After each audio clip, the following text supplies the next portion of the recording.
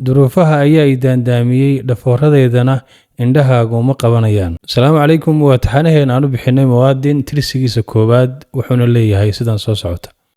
waxaan ahay muwaadin, magacayguna waa muwaadin. da'daydu waa 32 sannadood, laakiin muuqaalkaygu waa 60 sannadood. duruufaha ayaa i daandaamiyey dhafooradeedana indhahaagu ma qabanayaan.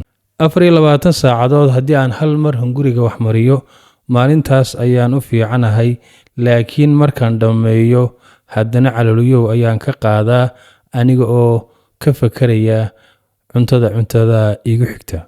meeshaan u hoy tago laygama necba, haddana laygama jecla, sababtoo ah habeen kasta waxaan soo carraabaa aniga oo faramaran. hal qof baanahay, waxaan dhex marayaa magaalo ay ku nool yihiin malaayiin. waxaad moodaa inaan keligay oo keliya is arkaayo. ra'yigayga lama qiimeeyo, lamana sayaabo, sababtoo ah waan la qabsaday. anigaaba ku buro sida haddii aan aflagaado laygu darin. waxaa lay weydiiyey 2 su'aalood oo aniga laftaydu sidaan isu weydiinayay miisaankaygii kala bartegay. ta koowaad waa maxaad u shaqaysan weyday, ta labaadna waa maxaad guursan weyday.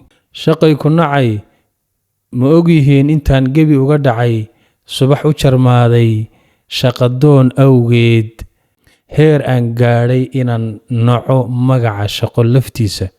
ma ihi qof bilaa aqoon ah. waalidkay waxay ku tacabeeleen siday wax ii soo bari lahaayeen ilaa aan ka gaadhay jaamacad heerkii 2 oo aan maanta haysto shahaadooyinkoodii oo weliba darajooyinka ugu sarreeya.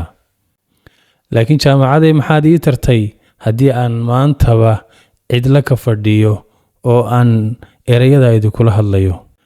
hadhiyo habeen waan isla hadlaa oo maba ogaado inta jid ee aan soo maray. waxaan is arkaa aniga oo garaacaya hooygii aan u hoyan lahaa habeen kasta.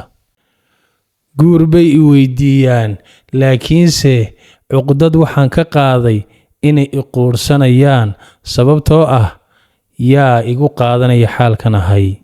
midaan isla soo kornay keligeed ayay maalmuhu cidlo ku hayaan. taaga waaba gabadh. waxaa igu dambaysay maalintaan ku macasalaameeyey, walaaley qofkii kaa dhaama ilaahay ha ku kulansiiyo. kaasi waa muwaadin oo inagula hadlaya afka muwaadiniinta reer Somaliland in badan oo ka mid ah.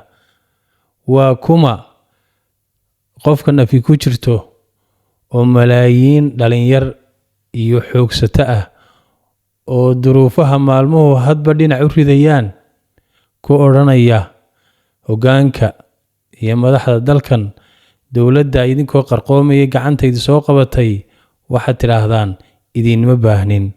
maxaa u haysaan? muwaadin baa su'aalaha idin weydiinaya, bal ka soo jawaaba. wassalaamu calaykum waraxmatullah.